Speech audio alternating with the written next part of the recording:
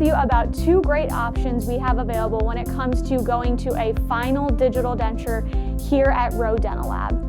The first being Bite Block and the second being the ROE Fit Tray. Now, if this is the first time you're hearing about the ROE Fit Tray, it's a great video to tune into, but we also have some other videos kind of leading into this that I would recommend you check out that are going to be linked in the description below. So let's talk a little bit about a Bite Block. Common concept that's been around forever. We capture our primary impressions and either you make the Bite Block or our team here at ROE makes it.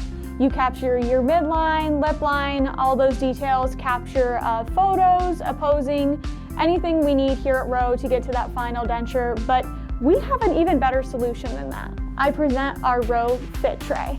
What this ROE Fit Tray does is really combines your primary impression appointment and your Bite Block all in one. So we're not having one appointment to take the initial impressions, alginate PVS, and then a second appointment once the Bite Block's fabricated either by you or the lab. It's all happening at one visit with the ROE Fit Tray.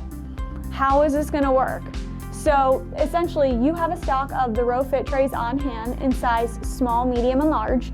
You then can utilize the ROE Fit Tray to be your custom tray where you're capturing your wash, your border molding, and getting that good primary impression inside this tray for us. The tray is adjustable as well because we know small, medium, and large might not always be perfect, so you can adjust these trays. It's also going to capture patient's VDO. You can adjust the bite, mark the midline, all the details the Bite Block gives us. So you can see how this has really become a two-in-one tool to have in your practice. What I personally really love are the holes inside the tray because it allows excess material to kind of flow outside of those. We've all been there where we're taking primary impressions or maybe even doing a wash in a Bite Block, and guess where the material, when it has nowhere to go, goes? Right down the back of the patient's throat. Now we have the patient moving around, you're holding the tray in there, it's rocking and moving. These give you the perfect opportunity to have the wells for the excess material to come out of.